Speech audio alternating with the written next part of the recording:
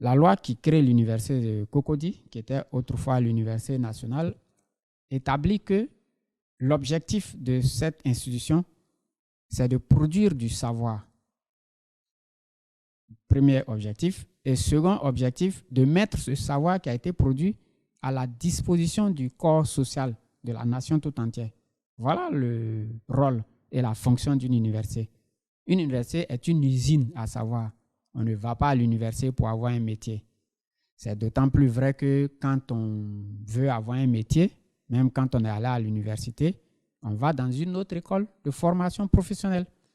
Par exemple, si vous voulez être journaliste, vous faites des études de lettres, de sciences humaines, de psychologie, ce que vous voulez. Et après, vous allez à l'ISTC, qui est une école de formation de journalistes. Là-bas, vous apprenez à être journaliste.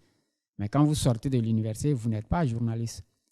Ce qui induit en erreur souvent les gens, c'est la faculté de médecine. C'est ça qui fait qu'on pense souvent que l'université forme à un travail. La faculté de médecine, en fait, est deux institutions mêlées. Il y a l'institution universitaire qui produit du savoir dans le domaine de la santé, de la biologie humaine, et puis il y a l'école des médecins, en fait, qui aurait pu être détachée de l'université, puisque vous avez l'école des infirmières qui n'est pas à l'université, vous avez l'école des sages-femmes qui n'est pas à l'université. Voilà. Donc, l'école des médecins aurait pu ne pas être à l'université. Donc, c'est ça qui induit souvent en erreur les gens qui pensent qu'on va à l'université pour avoir un métier. Non, on va à l'université pour produire du savoir et pour apprendre à réfléchir. L'université est le lieu qui apprend aux gens à réfléchir. C'est vrai que tout le monde a un cerveau, mais tout le monde ne sait pas réfléchir parce qu'il y a des méthodes pour réfléchir, il y a une manière de réfléchir. Et donc, l'université a pour but d'apprendre ça à une élite d'une nation. C'est pour ça que ce n'est pas tout le monde qui va à l'université. La nation trie ses meilleurs éléments et les envoie à l'université pour leur apprendre à réfléchir de manière efficace et pointue. Et c'est ce qu'on fait là-bas. Et dans ce cadre-là, il faut produire de la pensée. Et l'université est une usine à penser sur tous les domaines. C'est pour ça que vous avez plusieurs facultés. La faculté de droit pour produire la pensée en matière juridique. Et vous avez des grands producteurs de pensée que nous avons ici, comme le professeur Francis Vaudier ou le professeur Denis Segui, qui sont des sommités au niveau mondial, qui ont produit de la pensée dans le domaine de la loi, du droit.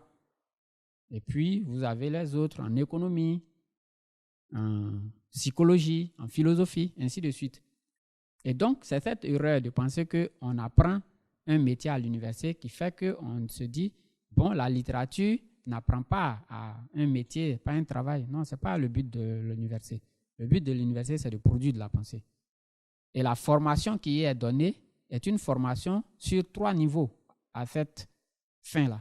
Le premier niveau, c'est la licence. La licence, comme son nom l'indique, veut dire que vous avez la licence désormais de penser, de réfléchir à des problèmes. Licence, ça veut dire la liberté, la latitude. Ensuite, vous avez le deuxième niveau qui est la maîtrise. Désormais, quand vous passez la maîtrise, on considère que vous maîtrisez le savoir, vous savez penser. Mais cette maîtrise-là, avant que vous ne soyez déclaré maîtrisant le savoir, sachant penser, il y a un examen.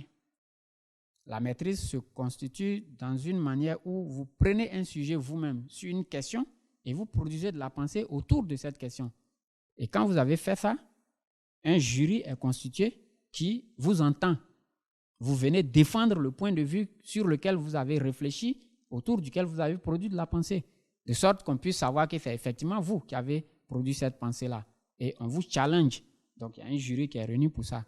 À l'issue de cette épreuve, on vous déclare maître F quelque chose. Donc, ça veut dire désormais, vous maîtrisez la chose. Vous pouvez aller faire un métier si vous voulez à partir de ce moment-là. Le dernier niveau, c'est le niveau du doctorat. Vous faites la même chose qu'en maîtrise, sauf de façon plus approfondie. Vous écrivez un texte de près de 400 pages. Et puis, on réunit encore un jury et on vous interroge, on vous challenge, on voit ce que vous avez dans le ventre et on vous déclare docteur. C'est-à-dire que désormais, vous êtes capable de soigner la pensée. Vous êtes à un niveau où vous pouvez redresser les pensées qui sont tordues. C'est pour ça. Tout ça fait organiser d'une certaine manière. Ce sont nos ancêtres qui ont fait ce parcours-là. Dans l'Antiquité, on appelait ça les écoles de vie. Mais pourquoi il y a des gens qui travaillent à l'université? C'est-à-dire, quand on fait ces examens, ceux qui font le doctorat, par exemple, on le fait pour pouvoir reproduire ceux qui pensent. De sorte que, en ayant donné la possibilité à quelqu'un d'avoir un doctorat, nous qui sommes à la tâche à ce moment-là, nous pouvons recruter parmi ceux-là les gens qui vont venir nous remplacer quand nous ne serons plus là, pour continuer de produire la pensée. Et donc, voilà la fonction de l'université.